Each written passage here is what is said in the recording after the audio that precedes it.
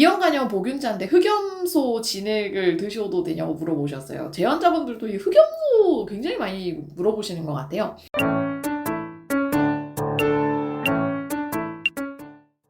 네, 안녕하세요. 오늘도 랜선 진료실 시간이 돌아왔습니다.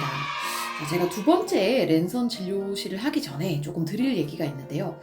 여러분 이제 막 그 약간 불안하신 마음과 그다음에 진료 보시는 선생님이 자세히 조금 가끔 얘기를 안 해주셔서 저한테 이제 질문을 하시는 경우가 꽤 있는 것 같아요. 근데 여러분, 여러분들의 병과 상태를 제일 잘 알고 계신 거는 여러분들이 바로 직접 진료를 보고 있는 바로 그 교수님, 그 선생님입니다. 이게 왜 그러냐면요. 저는 이제 뭔가 이론적인 내용을 얘기를 하지만 사실은 환자의 얼굴을 보고 직접 면담을 하고 그 사람을 신체 검진을 해야만 얻을 수 있는 정보가 많이 있어요. 그러니까 우리 뭐 원격 진료 이런 거 요새 유행이긴 한데 사실은 원격 진료가 정확도가 떨어질 수밖에 없는 게 우리 보통 뭐 환자에 대한 디스크립션 어떤 뭐 묘사를 할 때 1번이 뭐냐면요. 제너럴 어피어런스입니다. 환자가 어떻게 보이냐. 예를 들어서 피 검사는 되게 안 좋은데 환자 의외로 되게 막 늠름한 경우가 있고요. 두 번째로 피 검사는 괜찮은데 이상하게 환자 걸어오는 모양이나 아니면 얼굴 낯빛이나 이런 게 안 좋아 보일 때가 있어요. 그래서 실제 신체 검진이라든지 면담하는 게 무엇보다 중요합니다. 이건 피 검사나 아니면 글로서는 이거를 메꿀 수가 없어요. 그래서 제가 이제 드리는 얘기는 항상 조언 정도로만 생각을 하시고 진료 보시는 선생님한테 조금 더 항상 설명을 잘 들으시는 게 좋을 것 같아요. 두 번째로 여러분 이 설명을 해주는 양이랑 그 분의 지식과는 비례하지 않습니다. 저는 이제 적어도 간 보는 의사들 중에서는 가장 막내에 속해요. 막내니까 아직 의지도 있고 그 다음에 뭐 일반인들한테 뭔가 의학 지식을 조금 더 쉽게 얘기하는 건 있지만 사실 이제 훨씬 더 전문가 선생님들 보면요 이렇게 말이 필요가 없어요. 저처럼 말을 길게 안 하셔도 그냥 한자 보고 피검사 보면 이분은 뭡니다. 그러니까 바로 나오는 어떻게 보면 그런 신선의 영역에 이르게 되시는 분들이 진짜 많거든요. 그래서 진료 보신 선생님이 많이 설명을 안 해주더라도 그분이 잘 모르거나 우리 환자분한테 관심이 없는 건 전혀 아니고 이제 워낙 지식의 격차가 많이 벌어져서 그런 거예요. 이제 그 선생님은 평생 간 환자만 진료를 했기 때문에 이렇게 몇 개 안 봐도 바로 아는 거고 진료를 보시는 환자분들은 처음 진료 보는 거라 조금 더 이제 불안한 마음이 있을 거라고 생각합니다. 그래도 환자분이 이제 좀 더 자세히 얘기해달라고 요청하시면 얼마든지 다들 자세히 얘기를 해주시니까 항상 진료 보시는 선생님과 좋은 관계를 유지를 하세요. 자, 이제 오늘 질문 사항을 좀 보도록 하겠습니다. 자, 첫 번째 우리 제프튜브님이 올려주셨는데요. 60세 간경화 환자분이고 이제 복수가 차서 이뇨제 복용을 시작을 하신 것 같아요. 근데 이뇨제 복용을 하고 나서 쥐가 나기 시작하셨다고 합니다. 실제 제 환자분들 중에서도 이 복수 때문에 이뇨제 먹고 나서 손발 저리는 거 얘기하시는 환자분들이 되게 많으세요. 그래서 이 쥐 때문에 도대체 어떻게 해야 되냐. 임상적으로는 복수가 있어서 이뇨제를 먹는다고 다 쥐가 나는 건 아닌 것 같고요. 체감상은 복수가 있는 분들 중에서도 알코올 때문에 간이 안 좋아진 분들이 조금 더 이런 쥐 나는 거를 호소를 많이 하는 것 같습니다. 사실 뭐 그 쥐 나는 거는 여러 가지 기전이 있는데 이뇨제 자체 때문에 쥐가 난다는 가설 1번이 있고 2번은 원래도 약간 알코올 때문에 말초 신경병증 그러니까 뭐 손끝 발끝 이런 데가 약간 손상을 입은 상태에서 이뇨제라는 약이 들어가면 조금 더 악화된다는 의견이 있어요. 근데 이거에 대해서 의학계에서 많이 뭐 치료도 해보고 여러 가지 트라이얼을 해봤는데 사실 뚜렷하게 이거를 해결해 줄 만한 게 아직 없기는 합니다. 사실 이뇨제를 끊으면 어느 정도는 쥐 나는 게 조금 좋아지긴 하지만 사실 쥐 나는 건 좋아지겠지만 다시 복수가 차겠죠. 그래서 이뇨제를 뭐 함부로 끊기 어렵다는 게 1번이고 두 번째는 경험적으로는 알부민 주사를 맞으면 조금 나아집니다. 확 좋아지는 거 아니고요. 조금 나아지는 정도예요. 그래서 저는 보통 뭐 1, 2주에 한 번씩 알부민 주사를 특히 저알부민 혈증이 동반되는 환자들한테는 한번 맞아보시라고 권유하는 편이고요. 다른 데서 뭐 마그네슘을 먹어라. 마그네슘은 전혀 그 간경화 있는 환자의 쥐남에 있어서 별로 효과적인 치료는 아닙니다. 그래서 괜히 막 주변 사람 얘기 듣고 불필요한 마그네슘 드실 필요는 없을 것 같고요. 사실 제일 좋은 거는 진통제입니다. 네, 진통제 중에서도 우리 신경통증에 효과가 좋은 약들이 있거든요. 그래서 너무 심할 때는 이제 그런 약제 드시는 게 제일 좋습니다. 사실 이 분야는 저희도 연구가 많이 부족한 분야예요. 환자분들 힘들어하시는 거 많이 아는데 뭔가 뚜렷하게 해결할 만한 게 참 없어서 죄송하기도 하고 계속 저희도 연구를 좀 지속을 해보도록 하겠습니다. 자, 두 번째. 이제 제가 어디 있는지 물어보시는 환자분들 되게 많은 것 같아요. 제가 이거 너무 병원 홍보하는 것 같아가지고 일부러 안내 세웠는데, 예, 저는 부천 순천향에 있습니다. 저 여기 옆에 좀 부천 순천향 이렇게 저희 병원 마크 좀 이렇게 해주세요. 네. 부천 순천향 소화기내과에 있고요. 혹시 병원이 좀 가깝거나 아니면 머시더라도 조금 더 뭐 자세한 2차 의견 필요하시면 언제든지 오십시오. 네, 다음 강백호님께서 피검사 말고 간 이상을 확인할 수 있는 기본적으로 받을 수 있는 검사는 무엇이 있을까요? 자, 이거는 이제 제 유튜브를 계속 보신 분들 다 아시죠? 제가 항상 얘기 드리는 게 간 기능을 보려면 피검사도 중요하지만 피검사보다 더 중요할 수 있는 게 영상학적 검사. 영상학적 검사는 간이 어떻게 모양으로 돼 있는지 볼 수 있는 검사고요.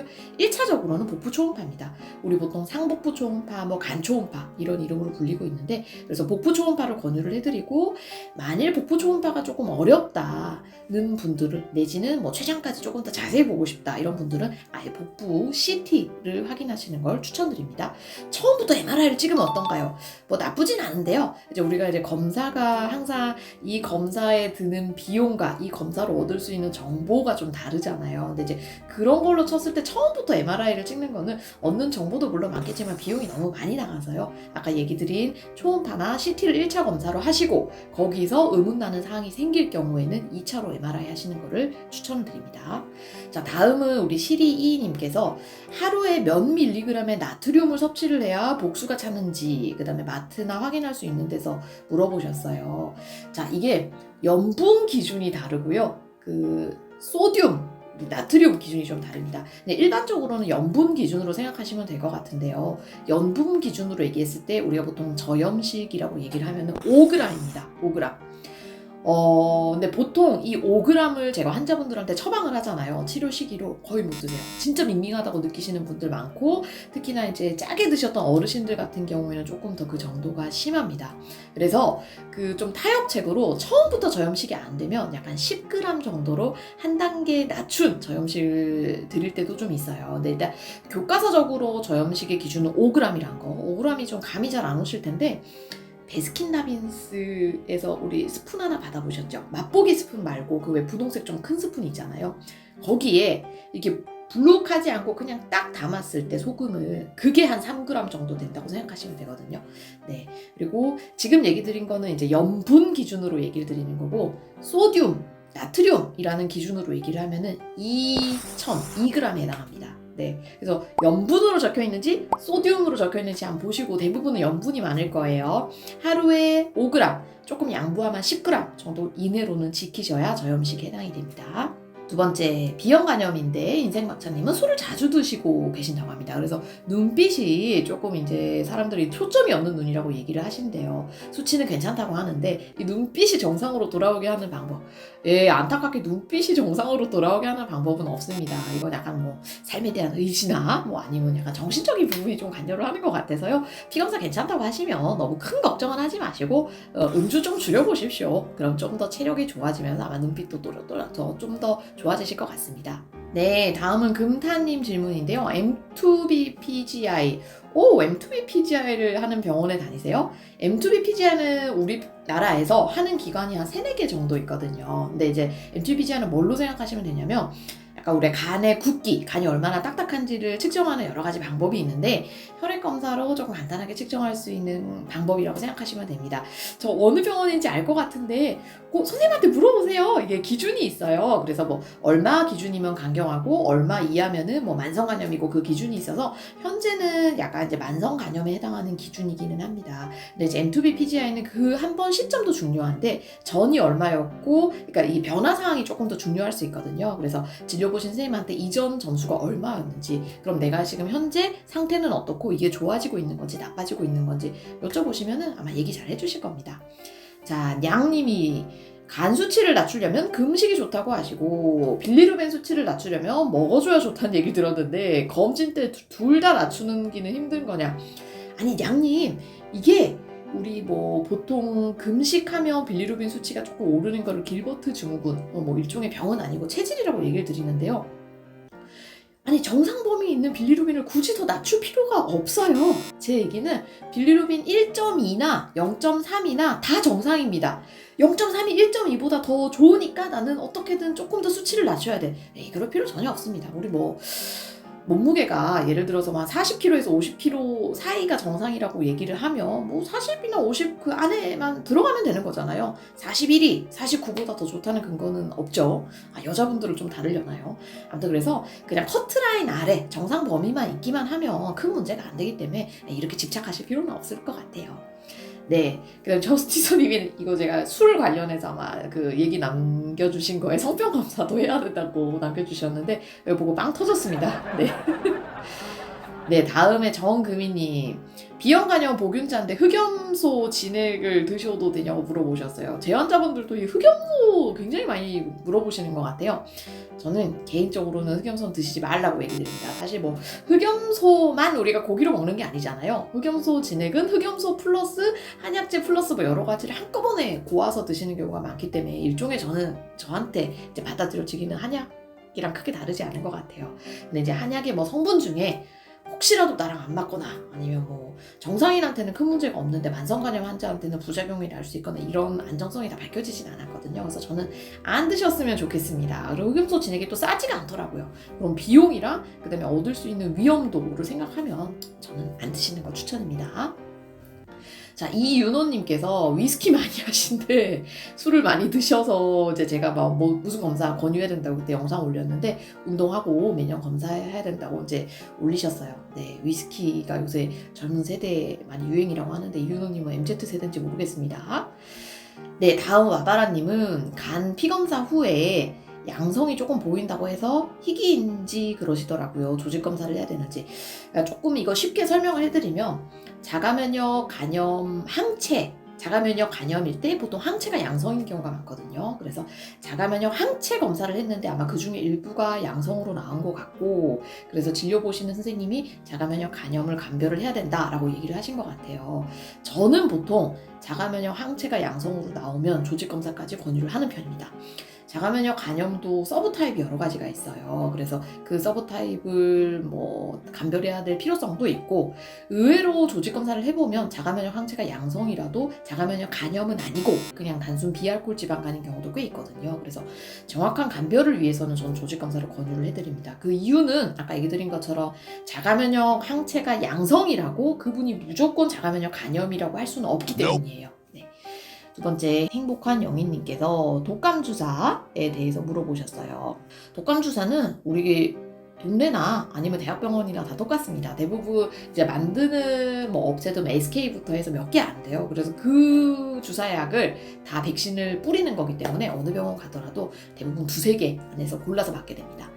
네, 그 다음에 그냥 아저씨님이 올려주셨는데, 제가 사실 이 그냥 아저씨님 때문에 급하게 영상을 좀 만든 게 있어요. 자, 이분은 원래 비형간염 환자분이셨고 45세 남자시고 원래는 AST, ALT가 정상이었는데 DNA는 굉장히 높은 분이었어요. 근데 이번에 간 수치가 높게 지금은 아마 100 넘게 지금은 나왔잖아요. 저는 이분은 빨리 검사 받으셔서 필요하다면 항바이러스를 드셔야 된다고 생각합니다. 우리가 이제 간경화가 없는 그냥 만성 비형간염인 환자가 이제 이 항원이 양성일 때는 DNA 2만 이상이고 and AST나 ALT 중에 하나가 80 이상이면 항바이러스를 드시라고 얘기가 되어 있고요. 이 항원 음성인 환자의 경우에는 DNA는 2000 이상 and AST나 ALT 둘 중에 하나가 80 이상이면 항바이러스를 드시라고 돼 있어요. 그래서 이 그냥 아저씨님이 물론 이 간 수치가 왜 100 넘게 올라왔는지를 좀 따져보긴 해야 됩니다. 이게 진짜 정말 비형간염이 활성화가 돼서 그렇게 된 건지 아니면 이 시점쯤에 뭐 술을 드셨던지 아니면 뭐 지방간이 심해졌던지. 근데 이제 확률상으로는 비형간염이 45세면 이제 좀 재활성화 됐을 나이가 되시긴 하셨거든요. 그래서 비형간염이 재활성화가 됐을 가능성이 높기 때문에 다른 감별 진단이 만약 아니라면 항바이러스를 빨리 저는 드시는 것을 추천을 드립니다. 왜냐면 DNA 수치가 1억 8천이면 이 안티젠이 양성이든 음성이든 어쨌든 2만이나 2천 이상인 거잖아요. 네, 그 다음에 우동님, 술 드시는 분들이 예, 좀 발기부전 얘기를 하신 것 같아요. 제가 사실 이 얘기를 그 술 영상에 할까 안 할까 하다가 그냥 안 해드렸는데, 생각보다 그 발기부전의 가장 큰 위험 요인이 나이거든요. 근데 2번이 뭔지 아세요? 술입니다. 그래서 여러분, 술 드시지 마세요. 강력한 남성이 되시고 싶으시면. 네, 다음은 지존송님이 올리셨는데, 이분 되게 특이하죠. S항원이 6개월째 원래 양성이었는데 음성으로 됐고, E항원이 음성됐고, DNA가 제로가 되셨어요. S 항체는 어떤가요? 생기셨나요? 안 생기셨나요? 자, 그러면 이제 내가 비형 간염이 없어진 거냐? 라고 물어보셨어요. 자, 우리가 항바이러스를 드시거나 비형 간염 치료를 하는 분들의 1차적으로 생기면 진짜 좋겠다 생각하는 게 S항원이 음성이 되는 겁니다. S항원이 근데 음성이 될 수는 있는데, 보통 항바이러스 드시는 분들 중에 음성으로 가는 분이 1년에 3에서 5%가 잘 안 돼요. 그러니까 이럴 수는 있지만 확률이 되게 낮은데, 일단 우리 지존송님은 되게 못 받으신 거예요. 그러면 나는 비형 간염이 완전 완치가 됐냐? 다만 완전 완치가 됐다고 얘기하기는 조금 지켜봐야 될 수가 있는 게, 비형 간염은 예전에 제가 한번 생활사를 얘기를 드린 것 같은데 cccDNA라고 하는 물질이 있습니다. 그래서 사람의 간세포 안에 cccDNA라고 하는 이 불활성화 상태에 뭔가 자기의 유전자를 박아놓고 나가거든요. 그래서 S항원이 음성임에도 불구하고 한 뭐 10년이나 추후 있다가 나중에 비형 간염이 또 재활성화되는 케이스가 보고가 있습니다. 물론 비형 간염 재활성화 안 되고 갈 수도 있어요. 근데 이제 완전히 비형 간염이 없어졌다 마음을 놓기에는 그래도 좀 추적 검사가 cccDNA 때문에 필요하니까, 저 같으면 이런 분들 같은 경우에 물론 만성 간염이나 간경화가 초음파에서 없으면 1년마다 피검사 계속 좀 확인해 보시는 거를 추천을 드립니다. 어쨌든 굉장히 축하드려요. 네, 다음은 기권 중독자님이 초음파상 간이 거칠다고 표현을 하셨는데, 간경변 전 단계는 만성 간염이냐, 내과 선생님이 찌르는 말씀을 잘 안 해주신다. 술을 드시나요? 찌르는 말씀을 왜 굳이 이게 원하시는 걸까요? 네, 그렇죠. 그 초음파상 간이 거칠다고 하면은 간경화까지는 아니고 보통 만성 간염 상태에 해당합니다. 그래서 정상간이 있고 간경화 상태가 있으면 그 중간 단계로 간이 조금 굳어가고 있다라고 생각을 해주시면 되고요. 다음 질문 볼게요. 행운의 사나이님이 간경화 환자분이고 병원에서는 AST, ALT, 감마GT, 황달 수치가 알려주지는 않고 간 상태를 여쭤보면 좋아지고 있다고 합니다. 식사도 뭘 먹지 말라는 얘기를 안 해주시는데 진짜 좋아지고 있는 건지 걱정이 됩니다. 네, 선생님이 간 상태 좋아지고 있다고 하면은 좋아지는 거겠죠. 네, 그리고 이제 이 수치적으로 이제 하나하나 얘기를 못 해드리는 거는 아마 진료 시간 때문에 그럴 거예요. 저만 하더라도 거의 2분이나 3분의 환자분들 이제 뵈야 되니까 수치 하나하나를 조금 자세히 못 얘기 드릴 때도 있거든요. 그래서 궁금하실 때는 그냥 대놓고 물어보세요. 오늘 뭐 AST나 황달 수치는 어떤가요? 물어보시면 얘기를 해주실 거고, 만약에 그래도 너무 바쁜 것 같으면 혈액검사 결과지는 복사를 할 수 있던가, 아니면 요새는 뭐 병원 어플 같은 데서도 확인할 수 있거든요. 그래서 그렇게 확인을 해보시면 좋고요. 식사는 뭘 먹지 말라고 얘기를 따로 안 해주신 거 봐서는, 특별히 이제 간경화 중에서도 우리가 초기가 있고 뭐 그런 저염식이 중요한 중기나 후기 상태가 있는데 아마 초기일 가능성이 높은 것 같습니다. 그래서 잘 하고 계신 것 같아요. 네. 그리고 이정민님은 대학병원에서 CT랑 간섬유와 피검사를 셋 다 하셨군요. 근데 자세한 설명을 안 해주셨다. 간혈관종은 문제가 안 되는데 간섬유와 검사 수치가 8.6으로 조금 높고 혈소판 수치가 낮아서 간경화 위험증이 있다고만 하시고 술 끊고 몸무게를 줄이라고만 얘기를 하셨다. 처방은 없고 어느 정도로 간이 안 좋은 건지, 약은 복용을 안 해도 되는 건지, 금주하고 식이 조절하면서 정상으로 돌아갈 수 있는 건지 궁금해 하시는 것 같아요. 그리고 간섬유화 검사 전에 몇 분 전에 물을 먹었는데 수치에 영향을 주는지 궁금하다고 하십니다. 술을 어느 정도 드세요, 솔직히? 이거는 솔직히 음주량을 제가 지금 몰라서 확실히 얘기 못 드리겠는데, 우리가 이제 간이 안 좋다고 얘기를 할 때 비알코올성이 있고 알코올성이 있잖아요. 근데 이제 이정민 님이 지금 비알코올성에 해당하는지 아니면 알코올성에 해당하는지 조금 더 자세히 이건 진료 때 한번 여쭤봐야 될 것 같습니다. 근데 비알코올성이 왜 중요하냐면, 이 간섬유화 검사 8.6이라는 커트라인이 비알코올성과 알코올성에 따라서 조금 바뀌어요. 뭐가 원인인지에 따라서. 근데 어쨌든 8.6이면 정상보다는 다소 조금 높은 수치고 뭐가 됐든 간에 아직은 간경화라고는 보기는 힘든 상태긴 합니다. 그러니까 만성 간염 상태로 보시면 되고요. 원인이 되는 그래서 술과 비만에 대해서는 아마 선생님이 얘기를 하신 것 같고 혈소판 수치가 조금 낮은 거는 뭐 좋은 사인은 아니지만 대부분 간 기능이 조금 더 좋아지게 되면 혈소판이 회복되는 경우가 많이 있거든요. 그래서 한 검사하시면서 이건 혈소판 수치는 다시 한번 검사를 해야죠. 네, 좋아지는지.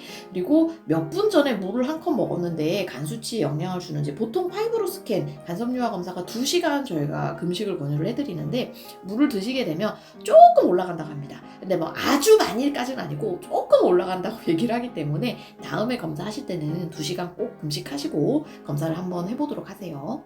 그리고 약은 이제 간 보조제 같은 거 아마 얘기를 하신 것 같은데 이 간보조제 처방하는 거는 의사들마다 되게 차이가 있는 것 같아요. 저 같은 경우는 환자분들한테 간 수치가 조금만 높아도 만성간염이 있으면 처방을 해드리는 편이고 다른 의사 선생님들 같은 경우에는 뭔가 이 술이나 아니면 노력할 수 있는 인자가 있다면 그거를 먼저 해보게 하고 그 이후에 약을 주시는 경우도 간혹 있어요.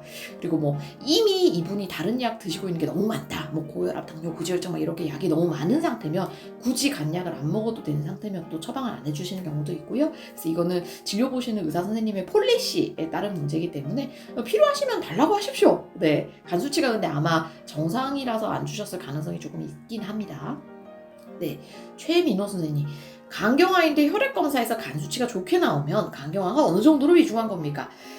거듭 얘기 드리지만 간경화의 위중도는 절대 혈액검사만으로는 알 수가 없습니다.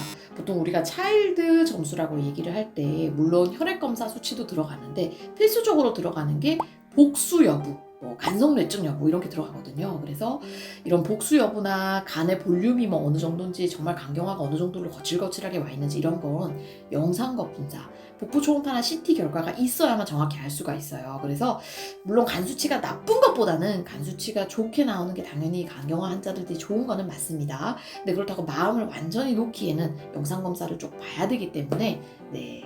만약에 간 수치가 혈액 검사는 정상인데 의외로 막 복수가 차 있고 이런 환자분들이 있어요. 그럼 그분은 간이 결코 뭐 좋습니다 라고 얘기는 못 드리거든요. 왜냐면 복수가 있다는 것만으로도 중증도 이상의 간경화이기 때문에 그래서 피검사만으로는 절대 체크가 안 됩니다. 네, 오늘 이렇게 좀 많은 그 질문에 대해서 얘기 드렸고요. 다음에 또 좋은 질문 있으면 모아서 랜선 진료실 열도록 하겠습니다. 여러분 항상 건강하세요.